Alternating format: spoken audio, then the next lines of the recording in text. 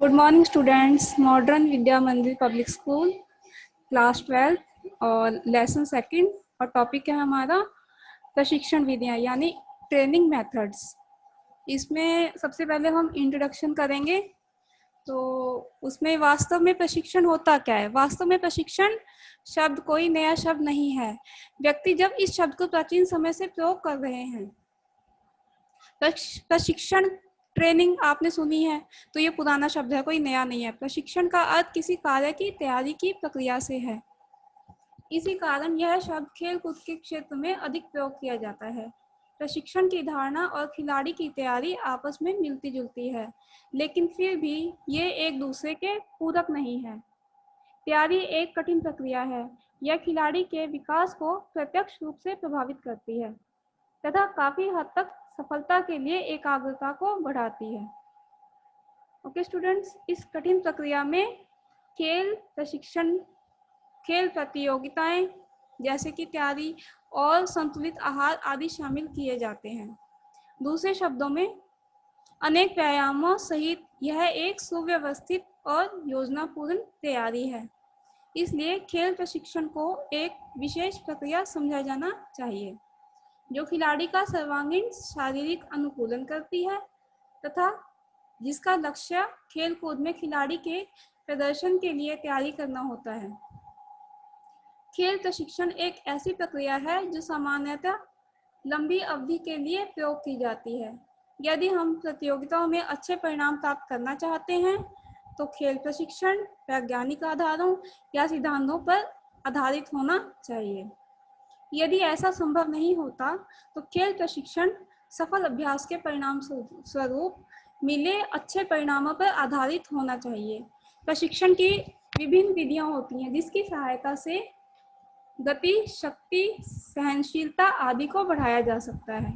शक्ति का विकास करने के उत्तम तरीके या विधियां आइसोमेट्रिक, आइसोटोनिक और आइसोकाइनेटिक आदि व्यायाम हैं।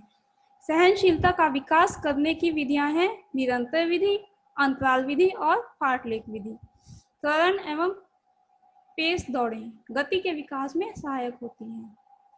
अब हम करेंगे लॉन्ग आंसर टाइप क्वेश्चन। तो इसमें है आपका सेकंड क्वेश्चन है, सहनशीलता के विकास की विधियों का वर्णन कीजिए अथवा सहनशीलता को किस प्रकार बढ़ाया जा सकता है, इसकी प्रशिक्षण विधियों का ब्यौरा दें। ये क्वेश्चन दो तरह से पूछा जा सकता है और इस तरह से आपको लर्न करना होगा। इसका आंसर है व्यक्ति के संपूर्ण विकास के लिए सहनशीलता का विकास होना बहुत आवश्यक है। सहनशीलता के विकास में अनेक प्रशिक्षण विधियां महत्वपूर्ण योगदान देती हैं। अतः इन विधियों के विवरण इस प्रकार हैं। फर्स्ट पॉइंट है इसका निरंतर प्रशिक्षण विधि यानी कंटिन्यूअस ट्रेनिंग मेथड। निरंतर प्रशिक्षण विधि सहनशीलता को बढ़ाने का सबसे अच्छा तरीका है। इस तरीके में व्यायाम लंबी अवधि तक बिना रुके तथा निरंतर किया जाता है। इस तरीके में सघनता बहुत कम होती है क्योंकि व्यायाम लंबी अवधि तक किया जाता है। क्रॉस कंट्री दौड़ इस प्रकार के व्यायाम का सबसे अच्छा उदाहरण है। इस तरह के व्यायाम में हृदय की धड़कन की दर लगभग 140 से 160 प्रति मिनट होती है। व्यायाम करने की अवधि कम से कम 30 मिनट तक होनी चाहिए। इस विधि से हृदय तथा फेफड़ों की कार्यकुशलता में वृद्धि हो जाती है। इससे इच्छा शक्ति दृढ़ हो जाती है तथा थकावट की दिशा में लगातार काम करने से व्यक्ति दृढ़ निश्चयी बन जाता है। इससे व्यक्ति में आत्मसंयम, आत्मानुशासन व आत्मविश्वास बढ़ने लगता है। इसमें सेकंड पॉइंट है आपका अंतराल प्रशिक्षण विधि यानी इंटरवल ट्रेनिंग मेथड। जैसे कि नाम से ही पता है, इंटरवल यानी अंतराल यानी गैप देना। प्रसिद्ध एथलेटिक्स कोच बिकिला ने सन 1920 में अंतराल प्रशिक्षण विधि की शुरुआत की। उन्होंने इसे टेरेस ट्रेनिंग का नाम दिया। वास्तव में यह विधि प्रयास एवं पुनः शक्ति प्राप्ति, फिर प्रयास व पुनः शक्ति प्राप्ति के सिद्धांत पर आधारित है। इस विधि का प्रयोग गति तथा सहनशीलता के विकास के लिए होता है। शिक्षित खिलाड़ी के लिए यह अति सुदृढ़ तथा प्रभावशाली प्रशिक्षण विधि है, परंतु इस विधि को अनुचित ढंग से अपनाने से उकताहट के कारण शारीरिक एवं मानसिक थकावट उत्पन्न होती है। अब इसमें थर्ड पॉइंट है फार्टलेक प्रशिक्षण विधि यानी फार्टलेट ट्रेनिंग मेथड। फार्टलेट प्रशिक्षण विधि क्रॉस कंट्री दौड़ पर आधारित है तथा दौड़ के साथ साथ कई अन्य व्यायाम भी इसमें शामिल हैं। यह प्रशिक्षण खिलाड़ी की आयु, क्षमता आदि को देखकर किया जाता है। इस प्रशिक्षण विधि में कदमों के फासले या दूरी और तीव्रता आदि में फेरबदल करके दौड़ का कार्यक्रम बनता है। भागते भागते जमीन से कोई वस्तु उठाना, भागते भागते आधी बैठक लगाना, एक टांग से दौड़ना, दोनों पैर से कूदना, हाथ ऊपर करके भागना आदि इसके उदाहरण हैं। खिलाड़ी अपनी इच्छा अनुसार गति तथा अन्य व्यायामों में फेरबदल कर सकता है। इस विधि से थकान का अनुभव नहीं होता। इसमें समय पर विशेष बल दिया जाता है। खिलाड़ी में अधिक शक्ति तथा क्षमता बनाई जाती है। इस प्रकार उपयुक्त विधियों की सहायता से सहनशीलता को बढ़ाया जा सकता है। और इसके बाद हमारा फोर्थ क्वेश्चन है, निरंतर प्रशिक्षण विधि क्या है? खिलाड़ियों में सहनशीलता के विकास में इस विधि का क्या योगदान है? अथवा निरंतर प्रशिक्षण विधि क्या है? इस विधि के लाभों का वर्णन करें। यानी ये क्वेश्चन दो तरह से पूछा जा सकता है। तो इसका आंसर है निरंतर प्रशिक्षण विधि। निरंतर प्रशिक्षण विधि सहनशीलता को बढ़ाने का सबसे अच्छा तरीका है। यह ऐसी विधि है जिसमें व्यायाम लंबी अवधि तक बिना रुके तथा निरंतर किए जाते हैं। इस तरीके में सघनता बहुत कम होती है क्योंकि व्यायाम लंबी अवधि तक किया जाता है। क्रॉस कंट्री दौड़ इस प्रकार के व्यायाम का सबसे अच्छा उदाहरण है। इस तरह के व्यायाम में हृदय की धड़कन की दर लगभग 140 से 160 प्रति मिनट होती है। व्यायाम करने की अवधि कम से कम 30 मिनट होनी चाहिए। एथलीट या खिलाड़ी की सहनशीलता की योग्यता के अनुसार व्यायाम करने की अवधि में बढ़ोतरी की जा सकती है। निरंतर प्रशिक्षण विधि के लाभ, अब इसके लाभ देखेंगे हम क्या क्या होते हैं। निरंतर प्रशिक्षण विधि के लाभ निम्नलिखित हैं। इसमें फर्स्ट पॉइंट है आपका, इस व्यायाम से मांसपेशियों तथा जिगर में ग्लाइकोजन बढ़ जाता है। इससे हृदय तथा फेफड़ों की कार्यकुशलता में वृद्धि होती है। इससे इच्छा शक्ति दृढ़ हो जाती है तथा थकावट की दिशा में लगातार काम करने से व्यक्ति दृढ़ निश्चयी बन जाता है। अच्छे परिणाम प्राप्त करने के लिए व्यायाम की सघनता को बढ़ाया जा सकता है। और लास्ट है इसमें, इससे व्यक्ति में आत्मसंयम, आत्म अनुशासन तथा आत्मविश्वास बढ़ने लगता है। ठीक है स्टूडेंट्स। इसके बाद 7 क्वेश्चन है आपका, गरमाने से आपका क्या अभिप्राय है? इसके महत्व पर प्रकाश डालिए। अथवा वार्मिंग अप से क्या अभिप्राय है? खिलाड़ियों के लिए इसके महत्व पर प्रकाश डालिए। ये दोनों तरह से क्वेश्चन आपसे पूछा जा सकता है। तो इसका आंसर है गरमाने का अर्थ, मीनिंग ऑफ वार्मिंग अप। गरमाना है क्या? किसी कार्य को सुचारू रूप से करने के लिए मांसपेशियों को उसके अनुरूप तैयार करना पड़ता है। इसे मांसपेशियों का गरमाना कहते हैं। अतः गरमाने का अर्थ है शरीर को प्रतियोगिता अथवा कार्य के लिए उचित व्यवस्था में लाना। इससे अच्छे परिणाम निकलते हैं तथा शरीर को कोई आघात नहीं पहुंचता। शरीर को गरमाने का महत्व, शरीर को गरमाने से हमारे शरीर पर अनेक लाभदायक प्रभाव पड़ते हैं। इसमें फर्स्ट है, शरीर को गरमाने से श्वसन प्रक्रिया में आवश्यकता अनुसार सुधार हो जाता है। सेकंड, शरीर को गरमाने से शरीर का तापमान बढ़ जाता है। थर्ड है, खेल प्रतियोगिता से पूर्व शरीर को गरमाना बहुत आवश्यक है। यदि शरीर को बिना गरमाए प्रतियोगिता में भाग लिया जाए तो खेल में चोट लगने की संभावना अधिक रहती है। अच्छी तरह शरीर को गरमाने से खिलाड़ी को अच्छा प्रदर्शन करने की प्रेरणा मिलती है और शरीर में अधिक कार्य करने की क्षमता आती है। फोर्थ पॉइंट है, रक्त संचार आवश्यकता अनुसार बढ़ता है तथा अतिरिक्त कार्यभार के अनुरूप हो जाता है। फिफ्थ पॉइंट है, शरीर व मांसपेशियों में तालमेल व सामंजस्य बनाए रखने के लिए शरीर को गरमाना आवश्यक है। इससे मांसपेशियां अनुकूल हो जाती हैं। इसमें 6 पॉइंट है आपका, इसके द्वारा शरीर के विभिन्न भागों व इंद्रियों में तालमेल बढ़ता है। 7 पॉइंट है, इससे फेफड़ों की सांस खींचने व छोड़ने की प्रक्रिया का विकास होता है। 8 पॉइंट है, खेल प्रतियोगिता से पूर्व शरीर को गर्म करने से खिलाड़ी का अपने खेल मुकाबले के प्रति मानसिक तनाव कम हो जाता है जिससे उसका प्रदर्शन बढ़ जाता है। 9 पॉइंट है, शरीर को गरमाने से पाचन क्रिया में सुधार होता है। शरीर को गर्माने से एक और तो भूख अधिक लगती है और दूसरी ओर भोजन अति शीघ्र पच जाता है। 10th पॉइंट है, गर्माने से खिलाड़ी शारीरिक मानसिक रूप से तैयार हो जाता है। शरीर को गर्माने से उसका भय खत्म हो जाता है और खेल खेलने के लिए उसमें आत्मविश्वास या हौसला उत्पन्न हो जाता है। इसमें नेक्स्ट पॉइंट है, कसरत से मानवीय शरीर में लाल रक्ताणुओं और हीमोग्लोबिन की मात्रा में वृद्धि होती है।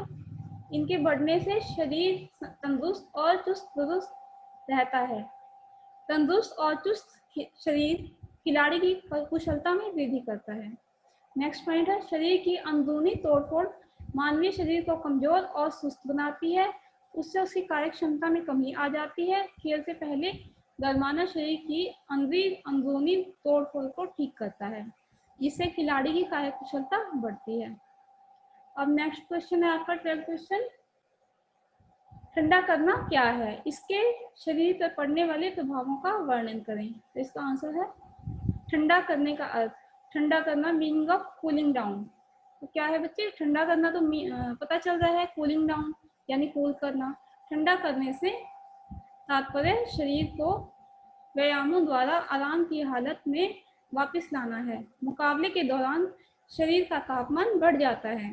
तापमान को अपनी वास्तविकता में लाने के लिए धीरे धीरे दौड़कर या चलकर ट्रैक का चक्कर लगाना चाहिए।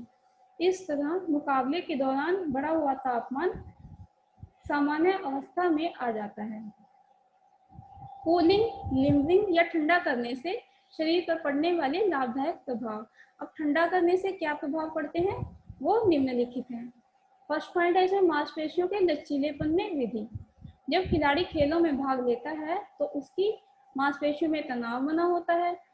तनाव बढ़ने से क्या होता है, मांसपेशियों में खिंचाव पैदा होता है और शरीर को व्यायाम द्वारा ठंडा करने से तनाव और खिंचाव दूर हो जाता है। इस प्रकार मांसपेशियों में लचीलापन आ जाता है। सेकंड पॉइंट है हृदय गति और शरीर के तापमान का साधारण अवस्था में आना। मुकाबले के दौरान खिलाड़ी के हृदय की धड़कन और शरीर का तापमान बहुत बढ़ जाता है। शरीर को व्यायामों द्वारा ठंडा करने से शरीर का तापमान और दिल की धड़कन सामान्य हो जाती है। थर्ड पॉइंट है भिन्न भिन्न शारीरिक प्रणालियों का साधारण कार्यक्रम। कसरतों के दौरान शरीर की भिन्न भिन्न प्रणालियां तेजी से काम करती हैं, जिससे शरीर में अतिरिक्त पदार्थ पैदा हो जाते हैं। शरीर में तनाव और थकावट के चिन्ह पैदा हो जाते हैं। शरीर सुस्त हो जाता है। अलग अलग प्रणालियों को अपने सही स्थान पर लाने के लिए कसरतों द्वारा ठंडा करने से तनाव और थकावट दूर होती है और शरीर फिर से चुस्ती में आ जाता है। फोर्थ है मानसिक तनाव में कमी। कसरतों के दौरान सभी प्रणालियां साधारण अवस्था से अधिक कार्य कर रही होती हैं, जिस कारण शरीर में मानसिक तनाव बढ़ा होता है। कसरतों से शरीर को ठंडा करने से सारी प्रणालियां अपनी पहली अवस्था में आ जाती हैं, जिससे मानसिक तनाव समाप्त हो जाता है। अब नेक्स्ट पॉइंट है, फिफ्थ पॉइंट है खर्च की गई ताकत की पूर्ति। मुकाबले में भाग लेने से शरीर की काफी ताकत खर्च हो जाती है। शरीर थकावट और सुस्ती महसूस करता है, क्योंकि क्रिया द्वारा ऑक्सीजन काफी मात्रा में खर्च हो जाती है। कार्बोहाइड्रेट्स का बहुत हिस्सा खर्च हो जाता है। क्रिया के बाद लंबे लंबे सांस लेकर ऑक्सीजन की मात्रा को बढ़ाना जरूरी है। संतुलित भोजन खाने से शरीर की ताकत की पूर्ति की जा सकती है। अब बच्चों आपके हैं multiple choice question, very short answer. इसमें आपका एक क्वेश्चन है, किस खिंचाव के कारण मांसपेशी छोटी हो जाती हैं? इसका आंसर है कंसेंट्रिक। नेक्स्ट क्वेश्चन है आपका, निम्नलिखित में से कौन सी क्रिया आइसोटोनिक व्यायाम की उदाहरण है? इसका आंसर है झूला झूलना। नेक्स्ट क्वेश्चन, निम्नलिखित में से खेल प्रशिक्षण के उद्देश्यों में शामिल है? इसके सारे पॉइंट्स, फर्स्ट है उत्तम स्वास्थ्य का विकास, सेकंड है व्यक्तिगत व भावात्मक विकास, और थर्ड है खेल संबंधी विकास, और फोर्थ है उपयुक्त सभी। तो इसका आंसर है उपयुक्त सभी, यानी सभी इसमें शामिल होते हैं। नेक्स्ट पॉइंट है गरमाना क्या कार्य करता है? गरमाना क्या कार्य करता है? शरीर व मांसपेशियों के तापमान को बढ़ाता है। अभ्यास करता है, वह खिलाड़ियों को वार्मिंग अप व कूलिंग अप डाउन मदद करती है? इसका आंसर है चोट से बचाना तथा कार्य करने के कौशल में वृद्धि। अब नेक्स्ट क्वेश्चन है, खिलाड़ी का सर्वांगीण शारीरिक अनुकूलन करने के लिए क्या आवश्यक है? तो इसका आंसर है खेल प्रशिक्षण। नेक्स्ट क्वेश्चन है, खेलों से पूर्व शरीर को भली भांति तैयार करना क्या कहलाता है? इसका आंसर है गरमाना।